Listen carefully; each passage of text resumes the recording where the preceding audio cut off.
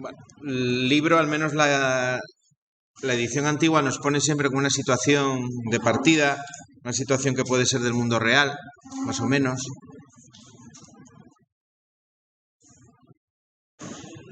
Y que nos da una idea de la finalidad, ¿no?, que tiene lo que vamos a ver aquí. Aquí nos habla de una electricista que va a montar un cuadro destinado para viviendas. Debe de tener ese cuadro unos circuitos fijos para alumbrado y de alimentación de una hormigonera. Otros de uso ocasional, como la conexión de herramientas eléctricas de los trabajadores a través de tomas de potencia. Es decir, es un edificio de viviendas que está en construcción y van a hacer, por así decirlo, un cuadro de obra.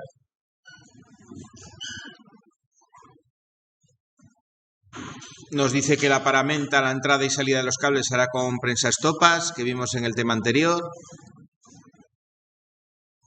Se deben de poner pilotos de señalización de que los circuitos están en tensión. Se va a poner un amperímetro. Bueno, nos va diciendo ahí todas las cosas que va a poner. Y lo que necesitamos saber, o lo que vamos a ver, es qué necesitaríamos para hacer todo ese mecanizado, ¿no?, desde el punto de vista del procedimiento de trabajo y desde el punto de vista de las herramientas. Entonces sería un poco la situación de partida. El mecanizado de cuadros, tarde o temprano, estéis trabajando en viviendas o en el sector industrial, lo vais a tener que hacer. Vale, hay herramientas muy básicas como el taladro, que seguro que vais a utilizar. Una radial en un momento dado también vais a utilizar. Y luego en el taller eléctrico expresamente, pues sacabocados, remachadora, todo lo que son las herramientas de marcado también las vais a utilizar, y de medida. Nos plantea una serie de preguntas que vamos a intentar resolver a lo largo del tema. La primera, ¿qué herramientas existen? Ya vimos un vídeo, una pequeña idea sobre herramientas de electricista específicamente, pero más orientadas al electricista en general que al taller eléctrico o el trabajo en cuadros. Vamos a ver tipos de brocas también que hay, eso es importante. Taladro un día de esta semana, de la que viene. La que viene tenemos el jueves y el viernes. Pues traeremos el taladro y veremos con el taladro, iremos viendo todos cómo se usa, qué tipos de brocas, qué velocidad hay que darle. Bueno, el uso del taladro es fundamental, es una herramienta que se utiliza muchísimo. ¿Qué tipos de brocas son adecuados para cada tipo de trabajo que yo quiero realizar? ¿Cómo fijar la paramenta de corte y protección en el fondo del cuadro? ¿Qué herramientas se utilizarían para hacer orificios para los pilotos de señalización? De ese caso que nos mostraba. Si quiero hacer un orificio cuadrado, ¿cómo lo haría? ¿Qué herramientas tengo para poder hacerlo? Veremos que depende del tamaño. Si es pequeñito podemos utilizar una, si es más grande podemos utilizar otra. ¿Cuál es la herramienta ideal para medir con precisión el diámetro de elementos circulares? Vamos a tener también que saber medir. Cuando mecanizamos, la parte de medición va siempre acompañando a lo que son el mecanizado, lo que son las tareas de mecanizado, ¿vale? Porque necesito medir, voy a necesitar unas precisiones, un tamaño determinado para poder insertar, por ejemplo, los pilotos, ¿no? O unas distancias para poner de manera correcta un carril en el fondo de un cuadro. Veremos la importancia que tiene la precisión en este trabajo. Y bueno, esa es un poco la visión que vamos a dar en el tema. Primera pregunta, por si alguien todavía tiene dudas. ¿Qué es el mecanizado? Aquí llamamos mecanizar. Aquí sabéis que en el colegio hay un ciclo que se llama mecanizado, ¿no? Precisamente. Llamamos, bueno, coloquialmente mecanizado. El nombre del ciclo no es exactamente ese, pero llamamos mecanizado. Mecanizado es el conjunto de operaciones que se realizan sobre un determinado material para darle la forma final deseada.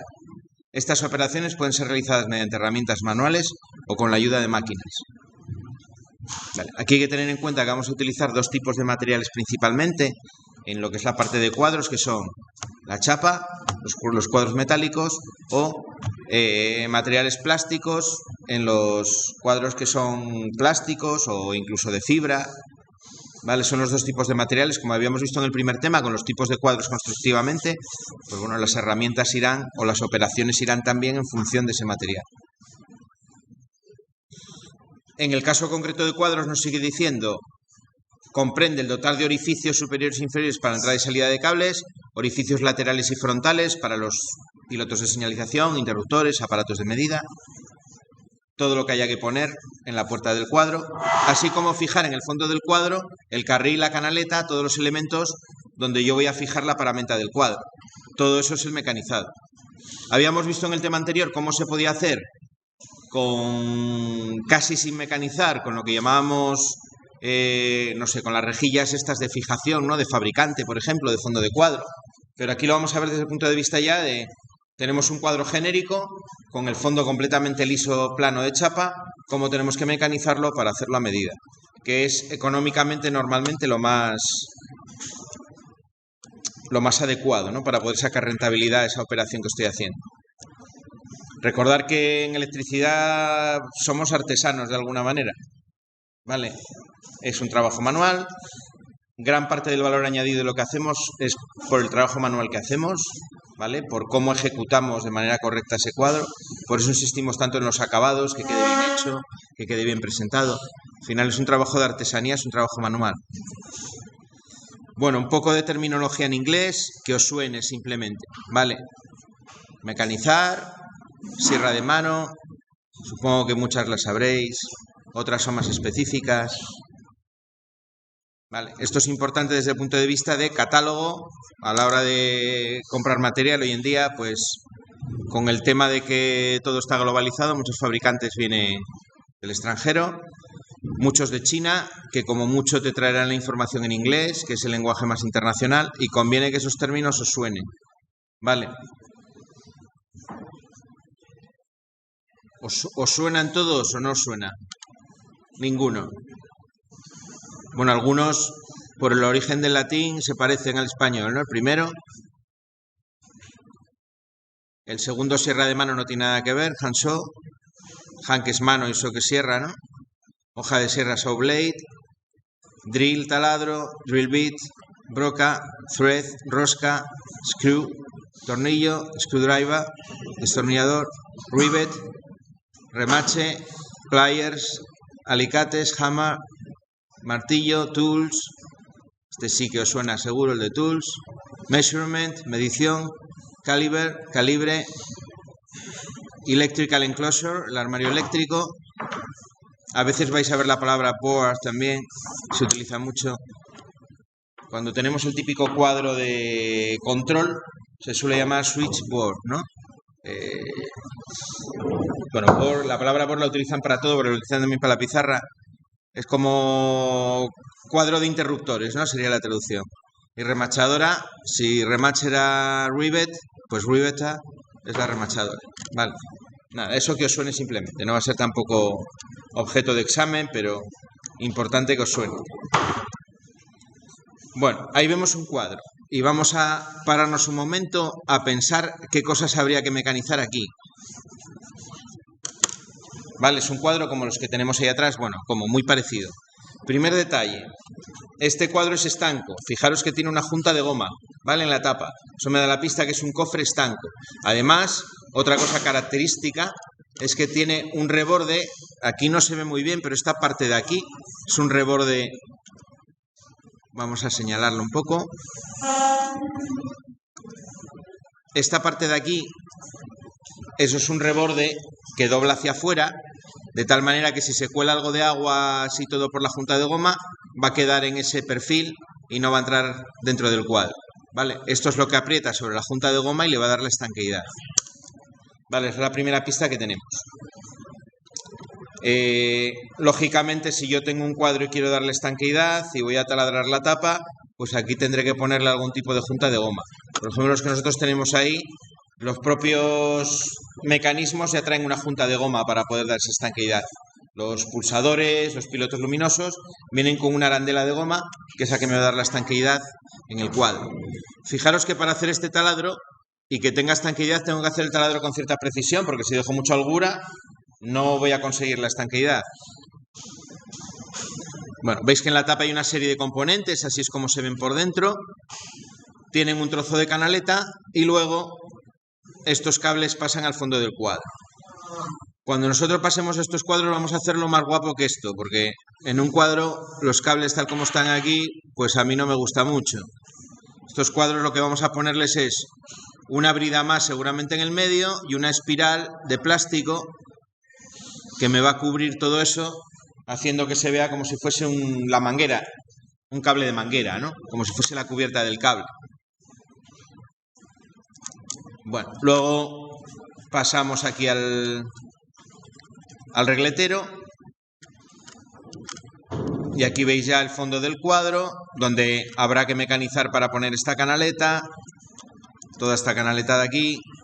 Habrá que mecanizar, lo que hay que hacer es una serie de taladros debajo en la chapa, ¿vale? Lo mismo para el carril, esto va fijado por remaches normalmente, esa manera de fijarlo, ¿vale? Bueno, luego aquí el bornero está en una disposición rara porque tiene debajo canaleta. Esta canaleta en realidad es para sacar los cables que van a la tapa, ¿no? Pero bueno, lo que no veo es ninguna cometida del cuadro, el cuadro está sin taladrar. Le faltan pues las entradas de cable, digamos, aquí, ¿no? Aquí en esta tapa que se puede quitar, aquí se hacen unos orificios que es por donde entran las mangueras de cable. Lo mismo, con un presastopas para darle estanqueidad y demás. ¿Vale? Y aquí las mangueras son las que entrarían aquí al cuadro, al bornero, irían entrando los cables para allí.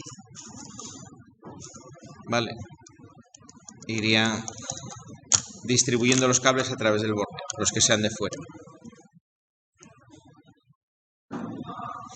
Luego finalmente pues el cuadro habrá que fijarlo, habrá que poner unas fijaciones en la pared, con un taladro, meter unos tacos, en función de la superficie en la que vamos a colgar ese cofre, que normalmente van colgados en pared, pues habrá que poner una serie de tacos, ¿no? De un determinado material y demás. Fijaros, mira, aquí la acometida no la veía hasta aquí lateral. No es lo más común, pero en este caso nos pone un cuadro de acometida lateral. Veis por aquí la acometida, este tubo que entra con el prensastopas que está aquí y luego los cables que pasan aquí a través del bornero. Vale, de la canaleta hasta el bornero. Bueno, ¿preguntas hasta aquí? ¿Dudas? Bueno, ¿qué etapas llevamos en el mecanizado? ¿Qué etapas normalmente hacemos? Bueno, lo primero sería lo que llamamos el marcado sobre el fondo del cuadro de los distintos elementos de sujeción de los dispositivos. Tendría que marcar con un lápiz, un rotulador. Realizo las mediciones concretas. Normalmente voy a partir de un plano que me van a dar para montarlo. O si estoy yo diseñando el cuadro, pues habré hecho previamente un esquema, un plano con las cotas, con las medidas, que es lo que vamos a ver en el tema 3. Veremos cómo acotar para poder hacer ese tipo de plano. De una manera muy sencilla, ¿eh? Luego fijaremos los elementos al fondo del cuadro. Bueno, tendríamos que taladrar también, hacer los taladros pertinentes y finalmente fijar los elementos al fondo del cuadro. Luego pasaríamos a la puerta, marcamos sobre la puerta del cuadro la situación de los dispositivos. Veremos sobre todo en ese plano la relación de taladros que tengo que hacer, dónde tengo que taladrar y a qué distancias. Tomaremos siempre una referencia común. Normalmente va a ser el lateral y la parte de arriba o el lateral y la parte de abajo para que todos los taladros me queden a unas distancias concretas. Montaríamos los elementos y luego fijaríamos esa tapa al fondo del cuadro, ¿no? Montaríamos el conjunto.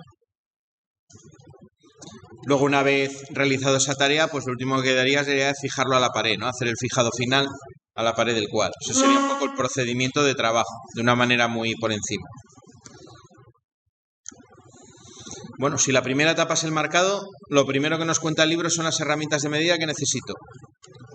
La primera que ya hemos utilizado, y ya conocéis, sabéis cómo utilizarla, el metro o flexómetro, ¿vale? O cinta métrica se llama también. Metro, flexómetro, cinta métrica.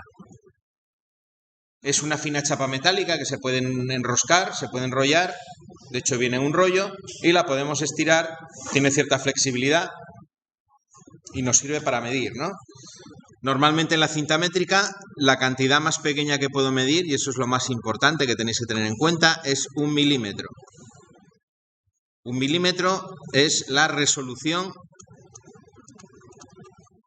que tienen los flexómetros habitualmente, ¿vale?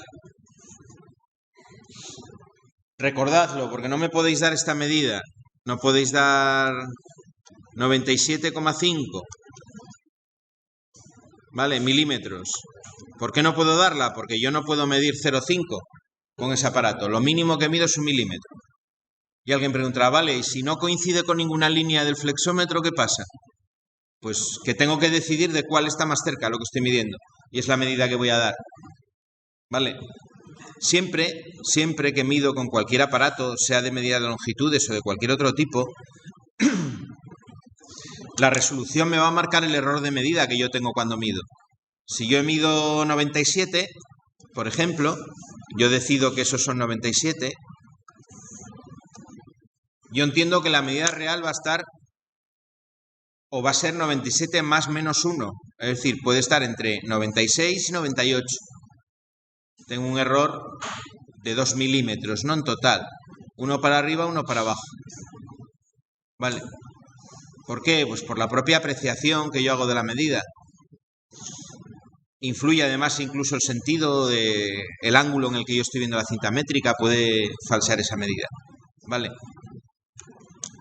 Bueno, tenerlo en cuenta. Simplemente no dar nunca una medida más pequeña de la resolución que tiene porque no tiene sentido.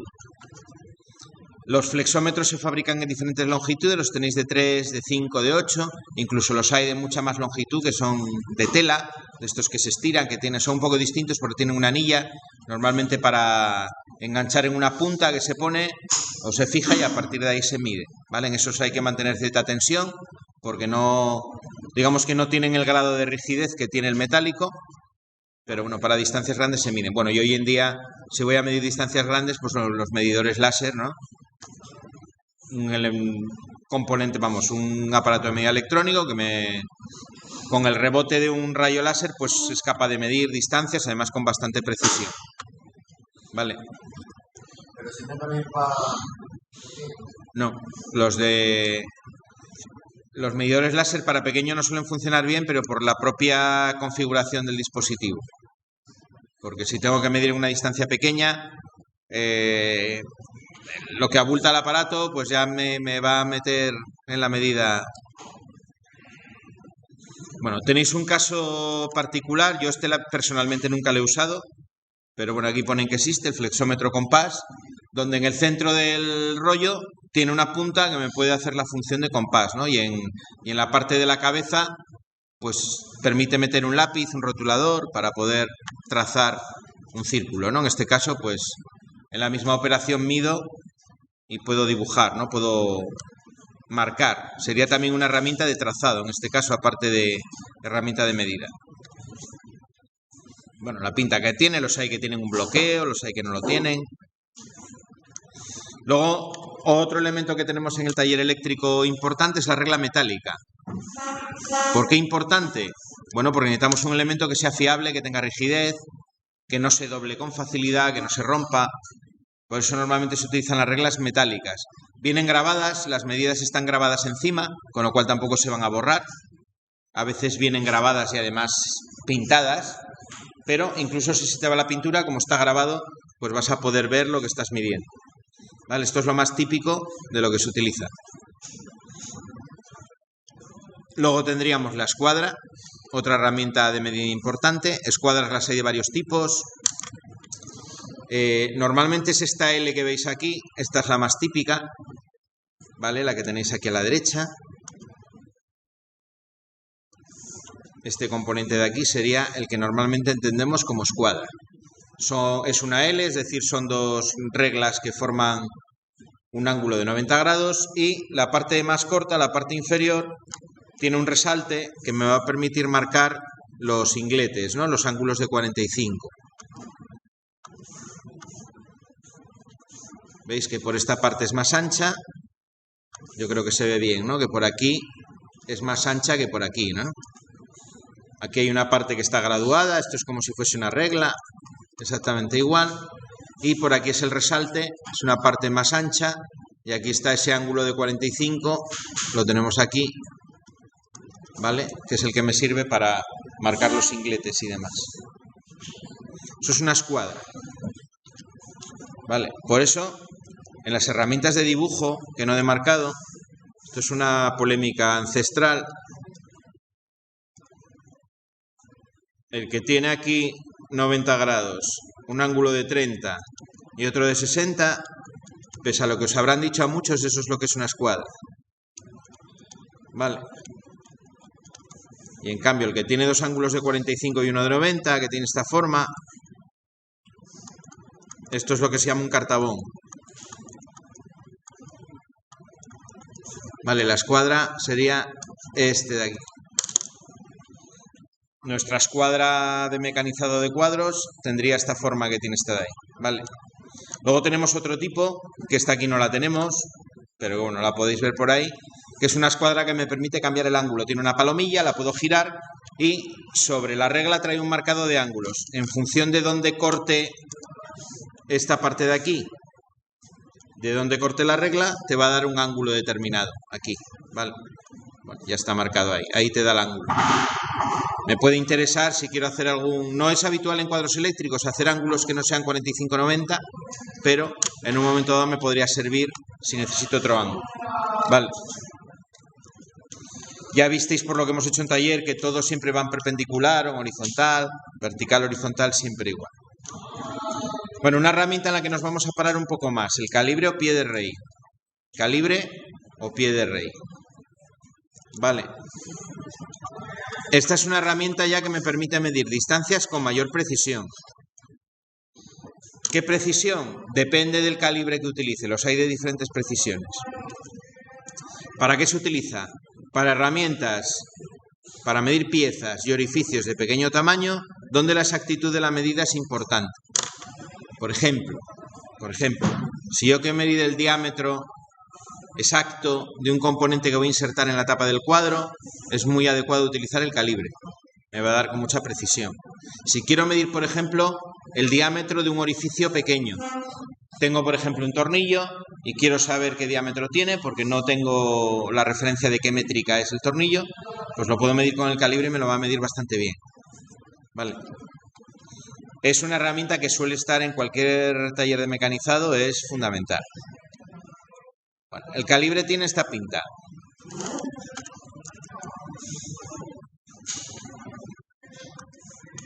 Esto es un calibre. Vamos a borrar por aquí. Bueno, tiene una parte aquí longitudinal, esta parte de aquí, que es lo que llamamos regla. Esto de aquí sería la regla, ¿no? Toda esa parte longitudinal. Luego tengo la parte de la cabeza del calibre, que sería todo esto de aquí, que tiene la parte de medida de exteriores, es esa parte de ahí, la parte de medida de interiores, que es esta parte de aquí. ¿Vale? Es decir, me permite medir el interior de orificios, pero me permite medir también el exterior de determinadas piezas.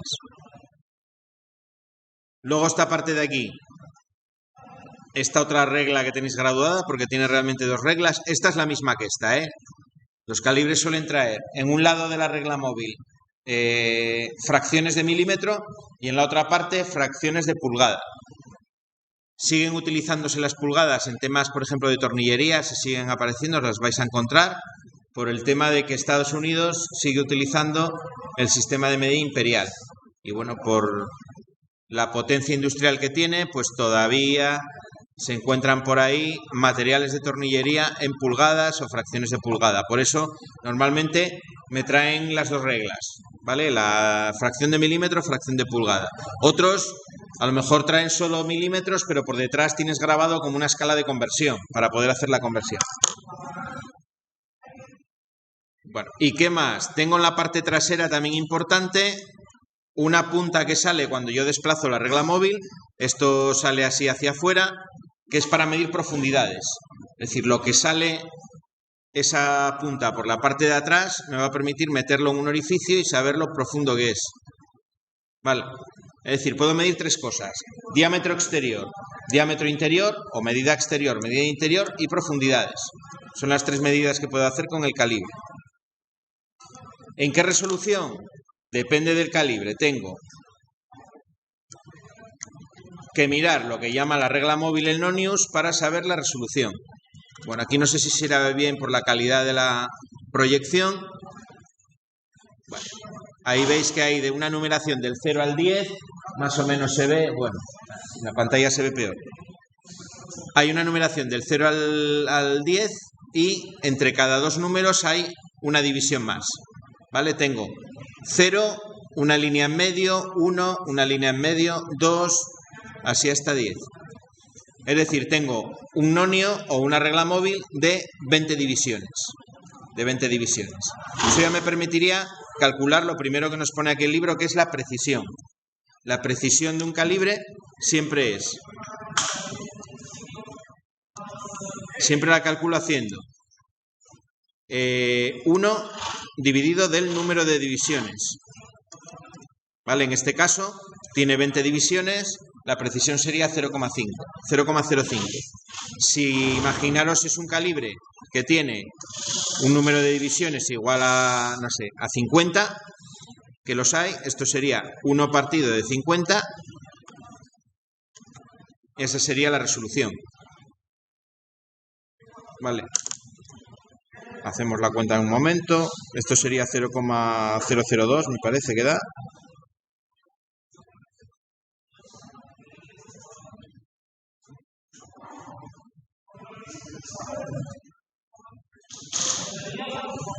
Sí, 0,002. Tenía que verificarlo porque es lunes y mi rapidez de cálculo mental los lunes no está muy bien.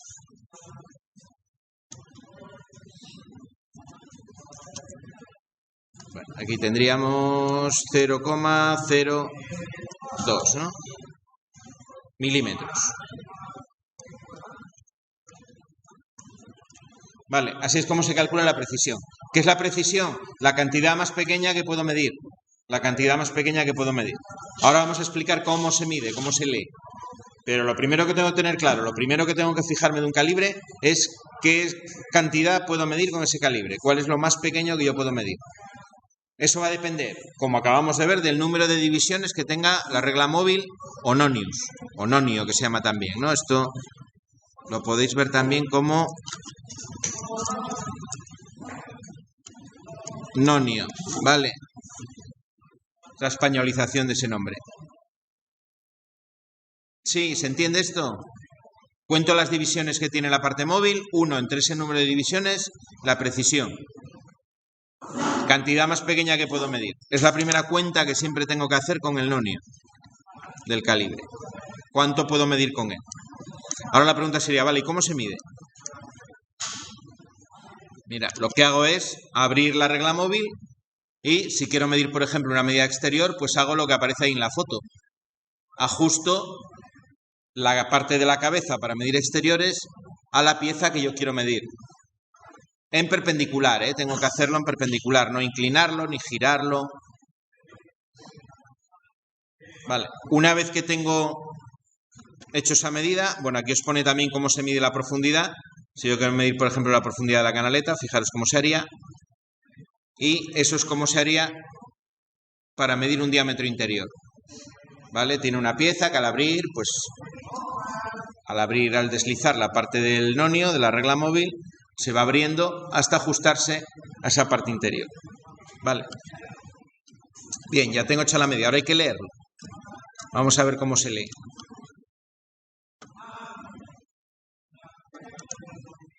Para ello os voy a enseñar aquí un simulador que tenemos.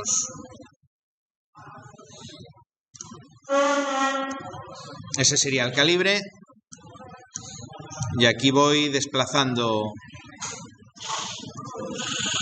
Vale, esta es la regla de la parte fija. El nonio o parte móvil. La parte de medida de diámetros y aquí abajo la parte de medida de exteriores.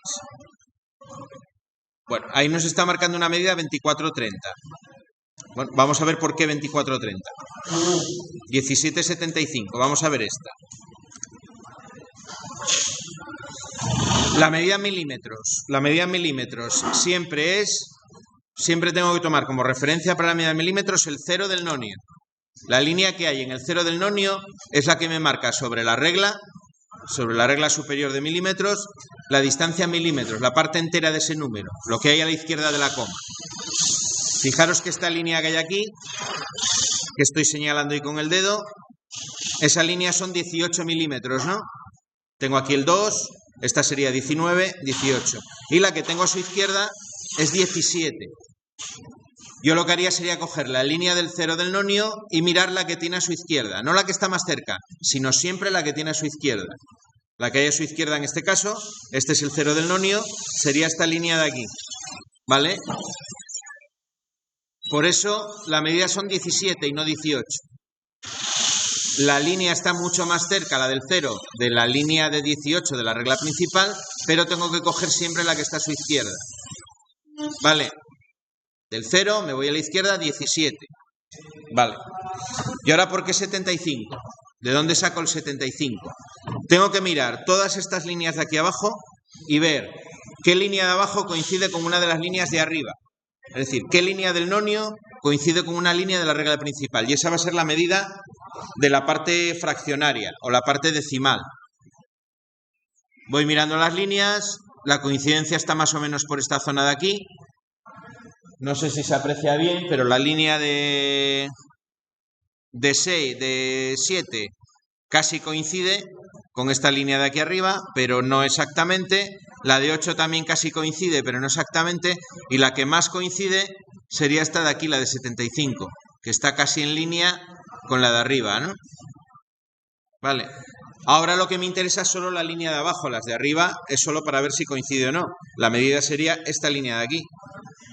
Si estos son 70 y estos son 80, lo que hay en medio sería 75, ¿no? Voy de 0,05 en 0,05. La medida tiene que acabar en 0 o en 5, necesariamente.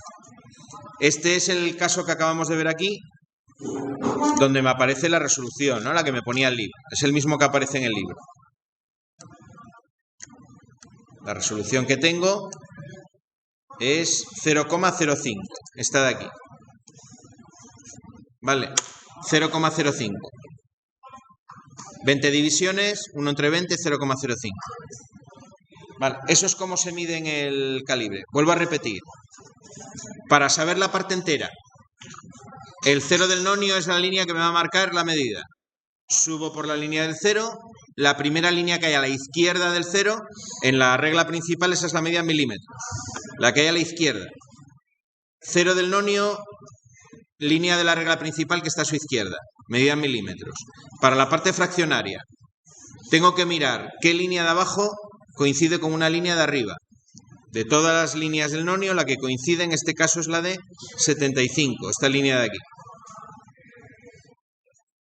Esa es la medida que yo voy a tener. Si esta línea es la de 75, pues va a ser la medida 17,75. ¿Vale? Tan fácil o tan difícil como eso no tiene más el calibre. Esa es la manera en la que se mide. ¿Vale?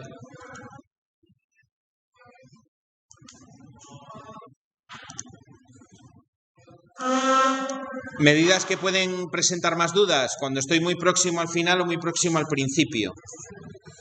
Ahí tengo que fijarme siempre, por ejemplo, en esta medida, 16,90.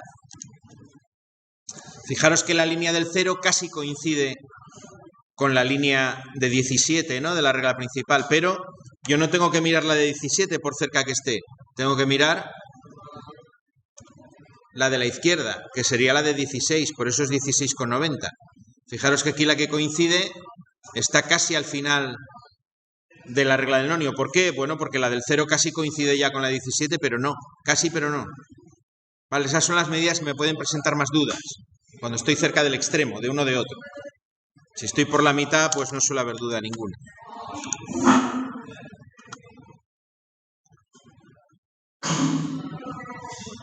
¿Alguna pregunta hasta aquí? Vamos a verlo con otro, para que veáis con otro calibre distinto.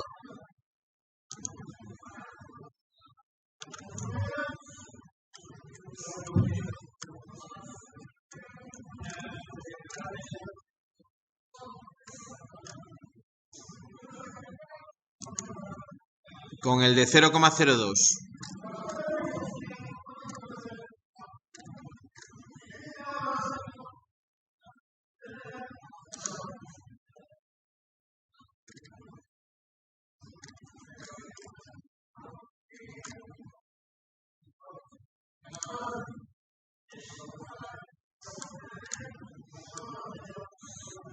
Mirar ¿cuántas divisiones tiene? Lo primero, si del 0 al 10, al 1, perdón, tengo 5 divisiones, 1, 2, 3, 4, 5, y en total voy hasta 10, 10 por 5, 50 divisiones, ¿no? Tengo la regla. 1 partido de 50, 0,02. Es decir, entre línea y línea hay 0,02. Esto sería 0,02, 0,04, 0,06, 0,08, 0,1, 0,12, 0,14, 0,16, 0,18, 0,2, 0,22, 0,24, etcétera. ¿Vale? Medida, por ejemplo, de aquí. Aquí me lo pone ya con la solución, digamos.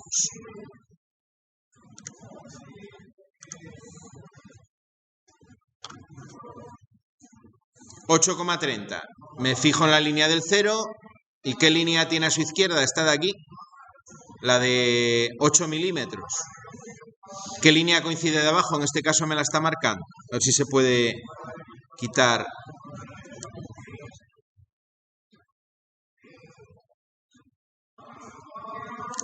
Decidme, por ejemplo, vosotros esa medida.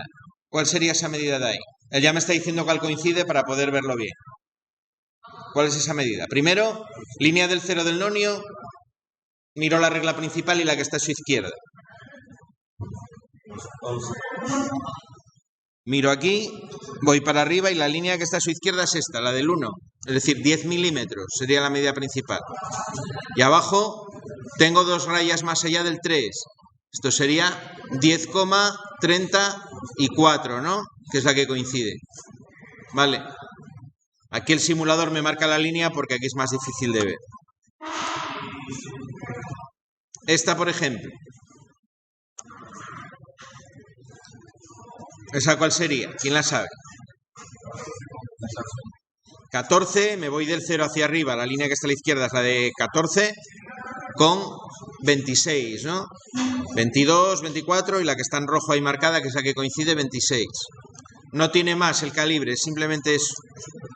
¿Esta de aquí cuánto sería? Andrés, ¿cuánto es esa medida?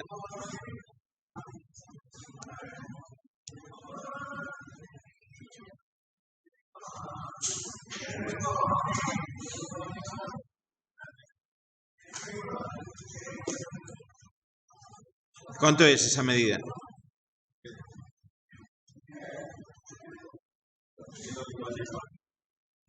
¿Cuánto es en milímetros? La parte entera, ¿cuánto es? Miro el 0, me voy hacia arriba. La línea que tiene a su izquierda es la línea que en la regla principal aparece el 2. ¿Cuántos milímetros son eso? 20 milímetros, coma 54 no. Esto sería 50, 52, 54, 56 y la siguiente, que es la que está marcada, sería 58. Esto serían 20,58. ¿Vale? Venga, otra más. Esa de ahí.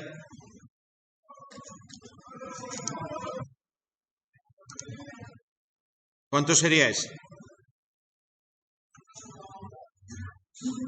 Miro el 0 hacia arriba. La línea que hay a su izquierda, 11, ¿no? 11,44, ¿no? 11,44 sería la medida. ¿Vale? Bueno, esto es cuestión de practicar.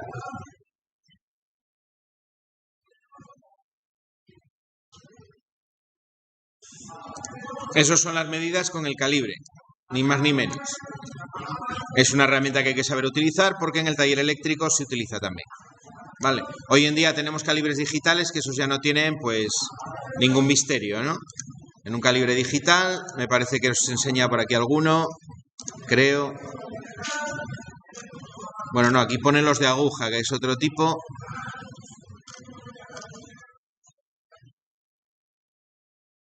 Los hay de carátula que llaman, que es como si fuese un reloj, ¿no? Pero bueno, es lo mismo. Tampoco vamos a pararnos ahora en él.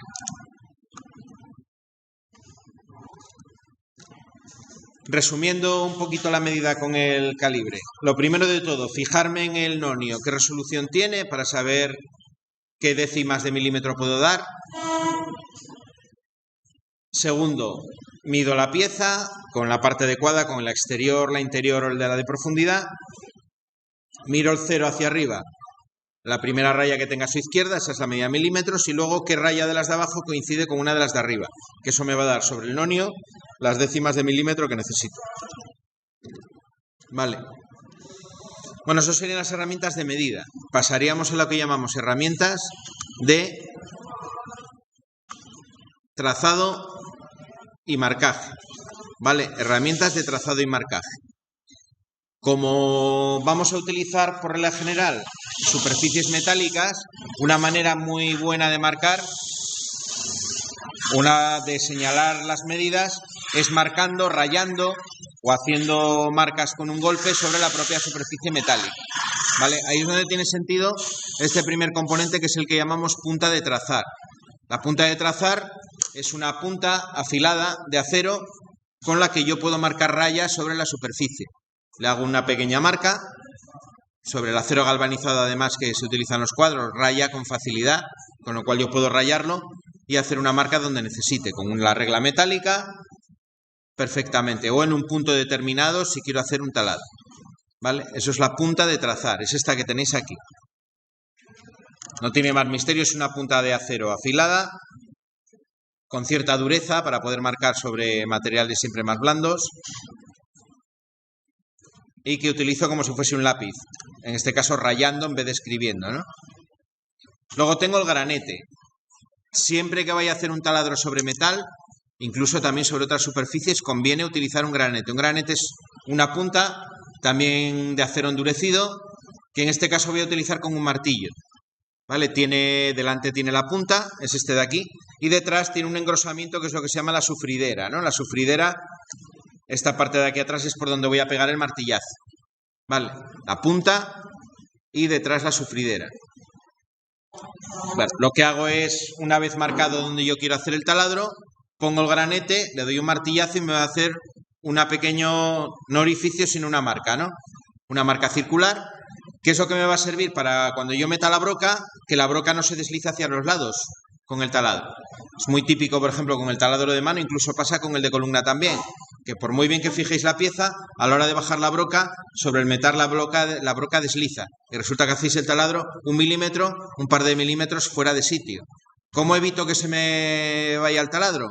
Hago esa marca con el granete y entonces ya la broca va a sentar sobre esa marca y no se mueve para los lados. Es la manera de hacer un taladro con mucha más precisión. Para eso se utiliza el granete. Se puede utilizar como marca también, simplemente, ¿eh? Pero lo más útil que tiene el granete es poder iniciar los taladros. Luego, si tengo que hacer un taladro grande, no va a ser suficiente con el granete. Primero meteré una broca fina para hacer el primer taladro, y una vez haya taladrado con una broca fina, ya voy con la broca más gruesa a hacer el taladro definitivo. Similar a la punta de trazar, tengo el compás de trazar. Es el mismo concepto, la misma finalidad que tiene la punta de trazar, pero en forma de compás, es decir, me permite hacer círculos. Son dos puntas de acero también,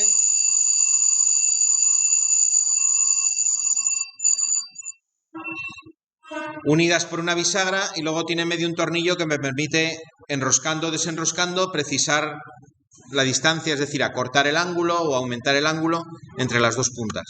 ¿Vale? Están afiladas también, es decir, me permiten marcar y apoyarlo bien en la superficie metálica sin que deslice. Bueno, por hoy vamos a ver hasta aquí y mañana continuamos aquí después del compás de trazar.